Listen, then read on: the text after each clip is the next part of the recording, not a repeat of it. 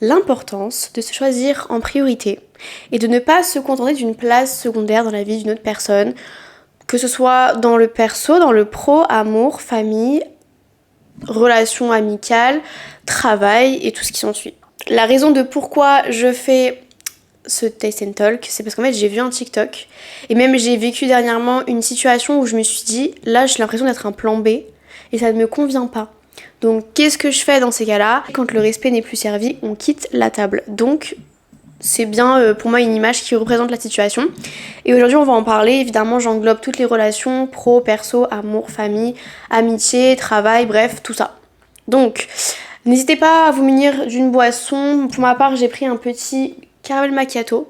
Et évidemment dans mon petit Taste and Talk, j'ai pris aussi des nounours. Donc je vous invite à faire de même. Être sa propre priorité, c'est aussi le fait d'apprendre à ne pas être dépendant d'une personne, puisque il y a beaucoup de gens qui peuvent faire l'erreur quand il y a un manque dans une vie de le combler par une personne. Mais si la personne s'en va, le manque sera de plus en plus gros dans votre vie et le but c'est de travailler dessus. Donc c'est aussi pour ça que je suis là. Malgré que je n'ai que 22 ans, je sais qu'il y a beaucoup de gens de différentes tranches d'âge qui m'écoutent et qui me regardent et je me suis dit c'est hyper intéressant ce sujet parce qu'en fait ça ne touche pas que des gens qui ont 40 ans ou des gens qui ont juste 20 ans. Ça touche beaucoup de gens qu'on se construit ou qu'on se reconstruise. Très important. Donc j'espère que ça vous plaira et n'hésitez pas à mettre déjà un petit pouce bleu, à vous abonner si ça vous plaît déjà. On va commencer par le premier point. Pour le premier point, évidemment, c'est pourquoi choisir en premier. Déjà, comme je vous ai dit, si vous dépendez d'une personne, si un jour ou l'autre la personne vous déçoit, vous quitte ou vous lâche et que vous vous sentez trahi, forcément vous allez vous sentir seul, vous allez retrouver ce manque, ce vide. Et en fait, si vous ne travaillez pas dessus, vous ne pourrez jamais avancer parce qu'il y a toujours des gens qui vont rentrer dans votre vie et qui vont quitter votre vie. C'est un peu le cycle de la vie entre guillemets, mais il y aura forcément des gens qui vont rentrer dans votre vie et qui vont partir. Le plus important, c'est que déjà se rendre compte de votre propre valeur, ça commence par là, de comprendre qui vous êtes, ce que vous valiez. Si vous dégagez une image d'une personne qui justement a un trou, un manque de quelque chose et qu'une personne va en profiter pour rentrer et repartir, il faut pas être dépendant d'une personne parce que de toute façon la personne elle le ressent quand on est dépendant de cette personne-là en question. Donc vous devez travailler dessus et ça commence par connaître sa valeur, se construire ou se reconstruire comme je vous disais et comprendre qui vous êtes, ce que vous méritez et que même si vous avez un manque de confiance en vous, il faut absolument que vous travaillez dessus et ne pas se laisser envahir par des personnes qui peuvent vous faire du mal, que ce soit volontaire ou non. Comprendre que pas tout le monde est très bon dans la vie de tous les jours. Et pourquoi se choisir en premier? Tout simplement parce que vous pouvez compter que sur vous-même et que si un jour il se passe quelque chose et que vous n'êtes pas bien et que vous êtes perdu, si vous-même pouvez pas vous aider, personne ne le fera à votre place. Le plus important, c'est ce qu'il faut se dire, c'est que si un jour il m'arrive quelque chose, je sais que je peux compter sur moi. Peut-être que vous avez des amis, etc. Mais moi je vous dis, les amis, évidemment vous pouvez avoir confiance en eux, ou votre famille, etc. Mais le jour où ça va pas du tout, il y a que vous qui vous connaissez, il y a que vous qui sachez comment vous fonctionnez et comment vous pouvez aller de l'avant.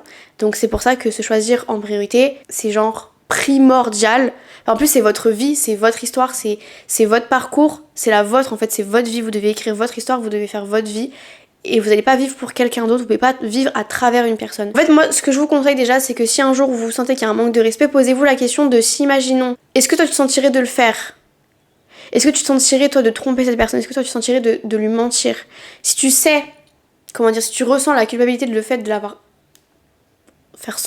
de l'avoir fait alors que tu ne l'as pas fait, mais le fait que tu y penses et que tu sens que c'est hyper culpabilisant, c'est qu'en fait c'était pas sain, genre. Si tu sais que la personne elle a fait une action qu'il ne fallait pas faire, c'est ciao. Et c'est pour ça que pour toutes les situations, encore une fois, donc amitié, amour, professionnel, etc., vous devez vous focus sur vous. Même si c'était une relation que vous avez rêvé, même si ça faisait 10 ans que vous étiez ensemble, même si ça fait 40 ans que vous vous connaissez, on s'en fiche. Là, c'est une question de respect, c'est une question de vous, et c'est pas une question d'âge, c'est une question de votre vie. Donc s'il n'y a plus de respect, on quitte la table. Les gens peuvent ressentir que vous avez un manque de confiance, ou vous avez peur d'être seul, etc. Donc parfois les gens peuvent en profiter, comme je l'ai dit, comme un grand monsieur a dit, le monde est méchant. Un grand monsieur, vous m'avez comprise. Donc c'est important aussi de prendre en compte que c'est pas forcément vos pires ennemis qui peuvent vous faire des coups de crasse, c'est aussi les personnes que vous appréciez. Et je suis pas en train de dire ça pour que vous soyez toujours sur la défensive. Après c'est un peu normal qu'il faut un peu se méfier, mais faites attention à votre entourage. Ne pensez pas qu'il faut avoir 15 000 amis pour savoir, enfin pour vraiment compter sur des personnes. Moi j'ai eu l'exemple très récemment où je me suis dit en fait je pensais que ces gens-là c'était mes amis et en fait je me suis rendu compte que non. Parce qu'il y a des actions, même si c'est des actions parfois qui sont tellement futiles, mais en fait c'est par là que ça se passe, enfin c'est pas les paroles, les actes ça montre énormément de choses. Les actes ça représente exactement de la façon comment ils vous voient. S'ils vous mentent, s'ils vous manipulent, c'est stop, il n'y a pas besoin de trouver des excuses de machin. Quelqu'un qui vous ment, qui vous manipule, c'est une personne qui vous apprécie pas. Donc, on quitte, on dit ciao. Sachez une chose, c'est que moi, du coup, je me suis déjà retrouvée toute seule. Et par expérience, je peux vous dire que c'était la meilleure période de ma vie comme la pire. C'est mieux d'être seule que d'être mal accompagnée. Bon, ça, c'est une phrase que tout le monde dit. Mais cette phrase, c'est vrai. Enfin, il n'y a pas plus vrai, en fait. Le fait de reconnaître votre valeur, c'est très important. Déjà parce que le fait que vous compreniez qui vous êtes et ce que vous méritez, il y aura forcément ce truc de j'ai confiance en moi. Mais c'est pas physique. Ne pensez pas que c'est que le physique. Le physique, c'est... Oui, évidemment, ça peut en faire partie pour vous. Mais moi, je sais que c'est plus intérieurement quand je vais pas bien. Même si je sais que j'ai mes atouts, etc. C'est pas pour autant que je vais être la plus sereine, la mieux dans ma peau. Enfin, c'est vraiment intérieur. Il y a beaucoup de gens qui confondent le physique, même si ça en fait partie. Le plus important, c'est que vous soyez sain ou saine d'esprit, que vous vraiment vous sentiez bien dans votre peau, dans votre corps, dans votre tête. C'est pas que physique. Et à partir du moment où vous avez fait un peu votre deuil avec vos anciennes relations, que vous avez fait une idée en mode bon ok ça je l'ai pas mérité, mais c'est pas grave, je sais que je mérite mieux, je passe à autre chose. Ne cherchez pas à vous faire valider auprès des autres parce que c'est la pire idée. Et en plus, je vous dis, il y a beaucoup de gens qui sont mal intentionnés, donc ils peuvent vous rabaisser alors ce que vous faites c'est bien, ou l'inverse, ou vous dire, ou il y a beaucoup de gens aussi qui peuvent ne pas vous dire que ce que vous faites c'est pas bien, ou vous dire, moi je pense pas que ce soit une bonne idée, et qu'en fait vous preniez un mur, prendre un mur, franchement c'est partie de la vie, mais quand on est entouré par des gens qui vous disent pas ce que vous devez entendre, mais qui vous disent ce que vous aimeriez entendre, c'est pas des bonnes personnes. C'est pour ça que vous choisir en premier, c'est vous, c'est votre vie, c'est vous écrivez votre vie, même si vous prenez un mur, vous avez pris la décision d'être égoïste et que finalement ça va pas fonctionner. En fait, c'est même pas que ça va pas fonctionner, c'est juste que vous apprenez certaines choses, ça fait partie de la vie, c'est avoir des leçons de vie et c'est un peu normal quoi. Je veux dire, faut pas se morfondre sur le fait que j'ai pas réussi ça veut dire que je suis ne manque rien. Non. Donc sachez-le, que vous soyez seul, enfin en tout cas entouré ou pas entouré, vous allez forcément avoir des leçons de vie. Le plus important c'est que vous soyez bien entouré. C'est pour ça que choisir en premier c'est c'est la chose la plus importante qui puisse vous arriver en fait tout simplement. Le fait que, encore une fois je me répète, mais vous n'allez pas vous justifier auprès des autres, ce choix vous aidera toujours dans les situations où en fait vous dépendrez pas des gens. Vous voyez, le fait que je vous dise de ne pas aller se justifier auprès des autres, se faire valider auprès des autres, même si vous prenez un mur, on s'en fiche. Le résultat est le même, c'est que dans tous les cas, vous ne dépendrez pas des autres. Vous voyez ce que je veux dire? Les gens qui lancent des entreprises, par exemple, ils peuvent se louper, et ça peut prendre genre des années pour se lancer, mais au moins, ils n'ont pas demandé l'avis des autres, parce que s'il faut, imaginons, il aurait demandé, par exemple, tu veux lancer une entreprise dans des vêtements de sport, ok? Tu te lances, et en fait, tu demandes l'avis des autres, mais en fait, les gens te disent, ouais, je sais pas. Mais en fait, qu'est-ce qu'ils en savent? Vous voyez ce que je veux dire? Ils en savent quoi? Genre ils te disent ça, mais parce que sur le moment ils pensent ça, mais lancez-vous, faites votre vie, ne demandez pas l'avis aux autres, parce que même si ça fonctionne pas, et ben tant pis, au moins vous savez très bien ce que vous devez pas faire pour votre entreprise, ou parce que c'était juste pas le bon moment. Mais ne comptez pas sur les autres parce que les gens peuvent être très malveillants, et même si c'est des gens qui ne sont pas malveillants, le fait d'avoir un avis d'une personne qui en plus n'y connaît rien, ça va forcément vous influencer sur vos choix, alors que c'est votre vie, c'est votre entreprise, c'est votre futur. Là, je suis allée un peu loin au niveau de l'entreprise, mais c'est vraiment pour donner une image qui en vrai peut toucher tout le monde parce qu'une création d'entreprise, il y a beaucoup de gens qui aimeraient en faire, mais c'est vrai que il y a forcément beaucoup de contraintes, beaucoup de peur, mais en même temps beaucoup d'excitation, et choisissez-vous. Si, encore une fois, vous vous sentez que vous n'êtes pas bien entouré, que vous êtes un peu le plan B, le plan Z, mais vous savez quoi, c'est pas grave. Franchement, c'est pas grave, je préfère limite être mon plan A à moi et ne pas être le plan B de ta copine qui t'appelle tous les 4 matins. Par contre, quand t'as besoin d'elle, elle te répond pas, tu vois. C'est comment comprendre lorsqu'on est un plan B. Quels sont les signes? Mais les signes, c'est simplement le fait qu'on se sente isolé, qu'on se sente mis ou mise de côté, qu'on nous appelle après avoir appelé tous les autres potes, mais que vraiment, ouais, bon, je vais l'appeler parce que j'ai pas envie d'être seule, quoi. C'est un non. Qu'on se sente ignoré et mis de côté, si tu te sens pas à ta place, tu te sens pas à ta place.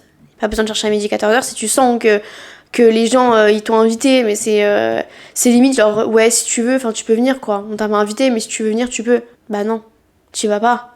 T'as autre chose à faire. Même si t'as rien à faire, t'as autre chose à faire. Moi j'ai toujours dit, hein, même si on m'invite et que genre je suis genre tu sais le peut-être, le si tu veux et tout, bah je préfère rien faire en fait, parce que pour moi rien faire c'est faire un truc, c'est rester chez moi, c'est penser à mes objectifs, c'est penser à mes projets et machin, ou alors même tu peux sortir toute seule, enfin je veux dire il y a pas de règles, il y a pas de code quoi, je veux dire dans tout ça, enfin vraiment sortir tout seul maintenant c'est plus la honte. Oui, je parle de honte parce que moi je sais que quand j'étais au collège par exemple, manger seule c'était la honte. Et à quel moment, enfin je veux dire ça va pas quoi. Bah maintenant on est un peu plus on est adultes, donc maintenant c'est différent, et donc c'est pour ça que si on vous prend pour un plan B, pour un plan Z, mais pas du tout en fait, on passe son chemin et on va voir ailleurs si on y est, parce que c'est pas une raison d'accepter ce genre de comportement, enfin personne ne veut être le plan Z. Mais par contre ce qu'il faut aussi comprendre, et ça je vais le répéter à chaque point, une personne qui vous prend pour le plan Z, c'est parce qu'elle-même elle sait que c'est un plan Z. Ce que j'ai toujours dit, c'est qu'il faut inverser la situation dans le sens, mais qu'est-ce que j'ai fait, qu'est-ce que j'ai de différent par rapport à cette personne, pourquoi je suis comme ça, machin, machin. Parce que ces gens-là sont habitués à être traités comme des plans Z, et parce qu'ils se sentent comme un plan Z. Vous voyez ce que je veux dire? C'est l'effet miroir, en fait, tout simplement. Il y a des gens, même s'ils ont l'air hyper confiants, etc., ça se voit, enfin, il y a vraiment beaucoup de signes, beaucoup d'actes, beaucoup d'actions, même de paroles. Ils peuvent se donner un genre, mais une personne qui agit comme ça, c'est parce qu'elle sait qu'elle a déjà été traitée comme ça, et que bah je sais pas, en fait elle va rejeter ce truc là de ce qu'elle a déjà vécu. Moi je sais qu'on m'a déjà traité comme un plan Z, c'est pas pour autant que je vais le faire, parce que je sais ce que ça fait, et parce qu'en fait j'ai pas forcément besoin d'avoir 40 000 personnes autour de moi pour comprendre qui je suis et ce que je vaux en fait. On me traitait pas comme une option parce qu'en fait ils savaient très bien que moi j'en avais rien à faire d'être à la soirée de trucs machin, dans la maison de machin. Rien à faire, parce que je sais très bien comment les gens ils sont. Les gens ils invitent machin plein de gens dans la soirée, dans les soirées et tout, mais en vrai c'est pas enfin moi je sais que je préférais rester chez moi en fait, j'avais pas besoin. Les gens en fait limite ne m'appelaient même pas quand il y avait des soirées, enfin ils pouvaient m'appeler, mais la différence c'était que ils savaient très bien que même s'ils m'appelaient, dans tous les cas je n'allais pas venir, parce que bah en fait j'avais autre chose à faire de mieux, ou parce que je sais que c'était un peu traité comme des options. Vous voyez ce que je veux dire? Et moi une personne qui me traitait comme une option, bah ils ressentaient déjà, même encore maintenant, je sais très bien que les gens ne me traitent pas comme une option, parce que moi je me traite pas comme une option, mais les gens ne m'appellent pas parce qu'ils savent que bah, je suis pas le peut-être. Vous voyez ce que je veux dire? La différence est là. Mais après, souvent, tu les ressens quand tu te sens mis de côté, quand tu n'es pas à l'aise, quand tu te sens un peu... Putain, j'ai envie de rentrer chez moi. Vous savez, moi, j'ai eu ce moment-là de batterie sociale. Ça aussi, hein. Moi, la batterie sociale, c'est quelque chose que je préserve énormément parce que je sais que très rapidement, ça me pompe l'air. Et en fait, souvent, c'est avec les mauvaises personnes. Moi, il y a des gens avec qui je peux rester des heures, des jours avec elles. Évidemment, j'ai mon seuil qui fait qu'à un moment donné, il faut que je rentre chez moi. Mais tu sais avec qui tu te sens à l'aise et avec qui tu ne te sens pas. Bah c'est pareil. Le fait que tu te sens, que tu ne te traites pas comme un plan B ou comme un plan Z ou comme une option, les gens ne le feront pas. Même si les gens vont tenter, tu ne le donneras pas à l'heure parce que tu sais, tu comprends que la personne elle vient parce qu'elle a dit oui bon on va peut-être l'inviter parce qu'on a invité personne. Vous savez que dès lorsque j'avais mal au crâne machin il fallait que je rentre chez moi. Et même si on me disait après tu peux peut-être venir et tout, non. Mais comme très vite j'ai compris que je pouvais être traitée comme une option, ben du coup j'ai rejeté un peu, enfin j'ai comment dire, j'ai un peu voulu montrer cette image de moi de bah en fait non. Pourtant je suis pas quelqu'un qui va essayer de montrer que j'ai confiance en moi ou que ci ou que ça, mais à un moment donné, enfin juste pour montrer que, même le dire, non bah non j'étais pas invitée, je viens pas, bonne soirée machin machin.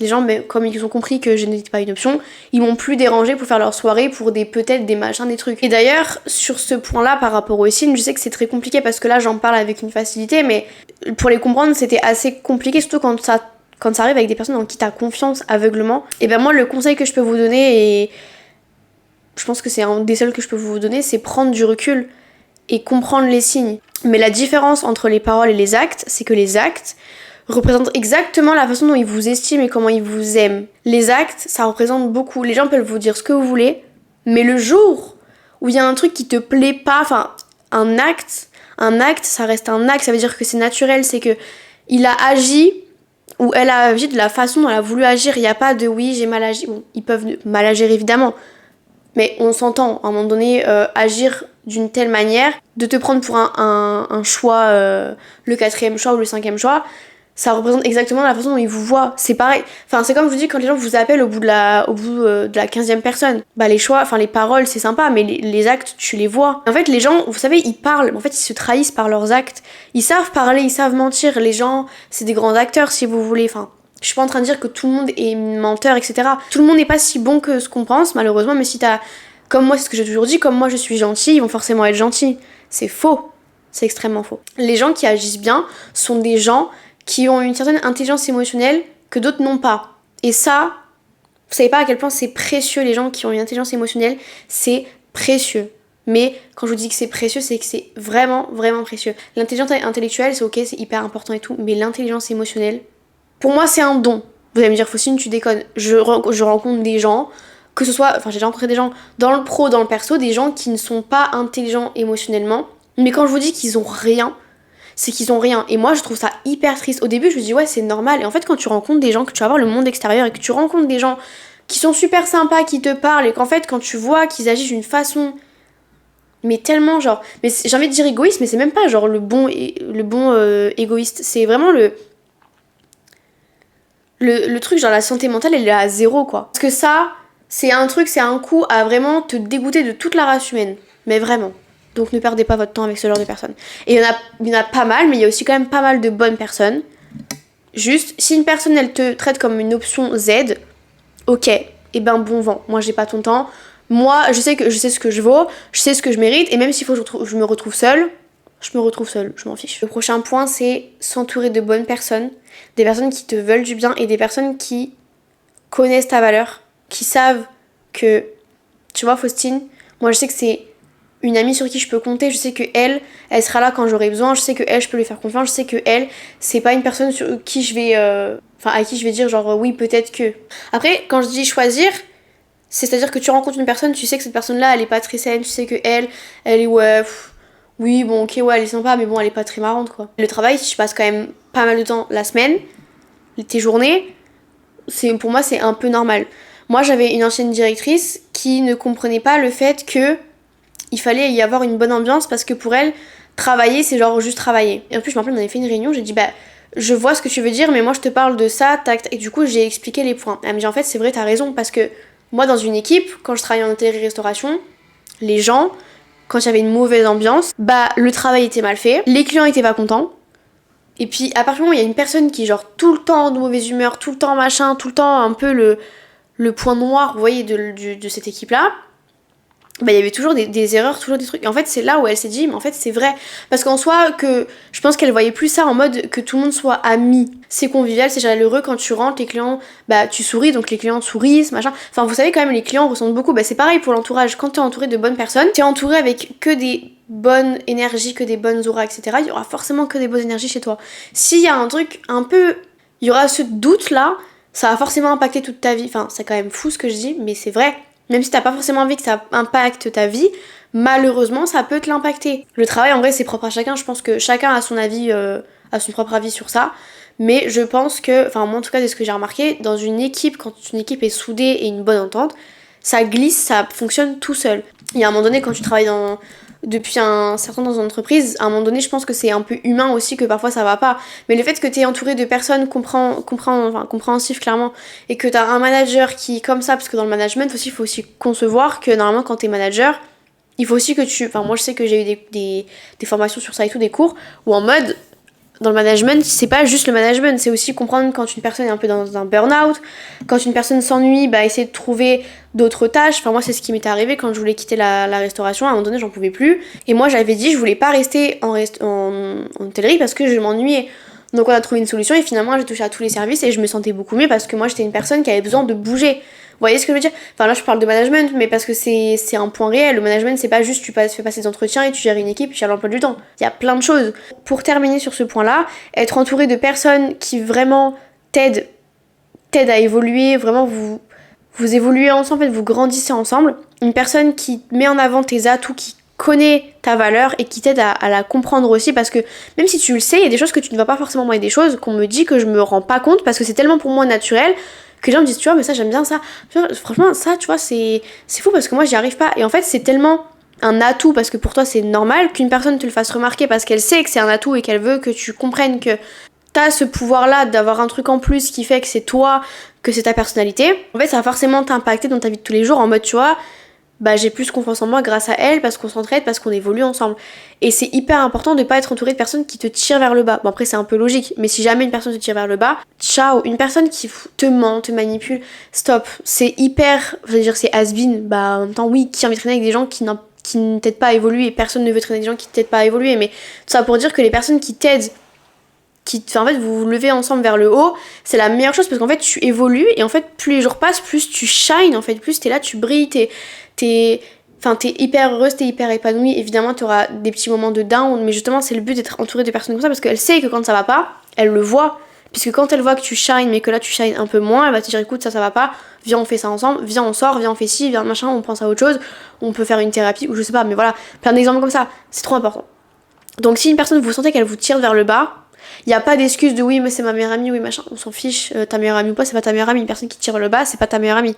Ou ton boss qui je sais pas moi, qui genre te met un poste en dessous, c'est pas, il y a pas de voilà, mais si tu sais que tu peux faire plus mais qu'en fait t'as l'impression de régresser, bah tu quittes le job quoi. Enfin je veux dire, il y a plein d'opportunités. Et en plus c'est ça aussi qu'il faut comprendre, c'est qu'une personne qui te tire vers le bas et que tu dois quitter, ou une personne a un job, une relation, peu importe, c'est le moment de partir.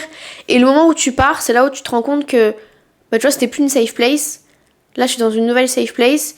Et souvent quand tu quittes quelque chose de pas bon, t'as forcément de la nouveauté qui arrive après. Et c'est que du plus, c'est que du bonheur. Et ça faut le comprendre, c'est que dès que tu quittes quelque chose, t'auras toujours un truc meilleur qui t'attend après. Et là tu rencontres de nouvelles personnes. Tu sors de ta zone de confort, tu deviens la personne que tu veux devenir. Et c'est ça qu'il faut comprendre, c'est qu'il faut pas rester dans sa zone de confort. Faut pas rester dans ce truc de habitude. Tu vois, s'il y a un truc qui va pas, tu quittes et tu auras forcément un nouveau truc qui s'attend après, de nouvelles personnes, de nouvelles rencontres, de nouveaux objectifs, une nouvelle routine, une nouvelle vie. Enfin, c'est ce qu'il faut comprendre. Souvent, on a peur de quitter un peu ce truc-là, de se retrouver seul, mais non. T'as un petit laps de solitude, mais encore très très court. Même en fonction du temps, on s'en fiche. Le plus important, c'est que t'as quitté ton point A et t'arrives au point B, t'arrives au point C. Et tu continues à évoluer et c'est un peu le but de la vie.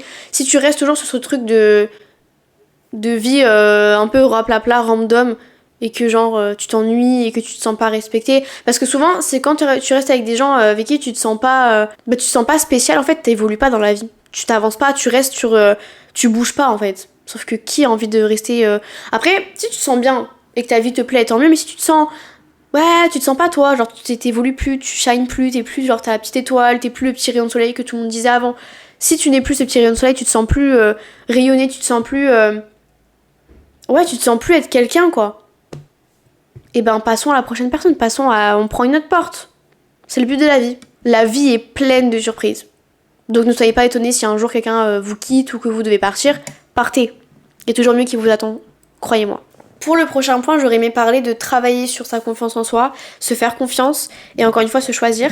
Pourquoi ? Tout simplement parce que le fait que vous acceptiez parfois d'être seul, bah oui, parce que finalement tu rencontres une personne puis elle t'a trahi, puis tu te sens plus aimé comme au début, ou tu te sens plus à ta place, tu te sens plus, bah voilà, être une priorité ou quoi que ce soit. Accepter le fait que, ok c'est triste, je prends mes affaires et je m'en vais. Je vais aller voir ailleurs. Comme je dis en fait, je change de table. Le respect n'est plus servi, je quitte la table, je vais trouver une autre table. Et même si ça prend du temps pour trouver une autre table, pour trouver une autre safe place, accepte le fait d'être seul. Accepte le fait d'être seul, accepte la solitude, n'aie pas honte, n'aie pas peur d'être seul, au contraire. Sache que le fait que tu passes par là t'évitera d'être un plan B. Parce que tu accepteras donc ta propre compagnie, tu prendras beaucoup plus... Enfin, vraiment, sachez que moi, ça m'est déjà arrivé donc de couper les ponts avec une personne parce que je me sentais plus à ma place, je me sentais plus acceptée, je me sentais plus aimée.